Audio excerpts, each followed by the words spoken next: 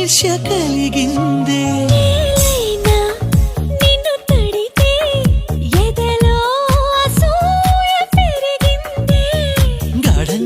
గర్వంగా జోడి మనమే కట్టంగా ఏడే జన్మలు సరిపోవంట దేవుళ్ళే మన కోసం పగలూరే పని చేసి ఎన్నో జన్మలు సృష్టించాలట వెన్నెలింత వేడిగా ఎండ ఇంత చల్లగా ఉండేలాగా చేసావే ఓ ప్రియా ఈర్ష్య కలిగిందే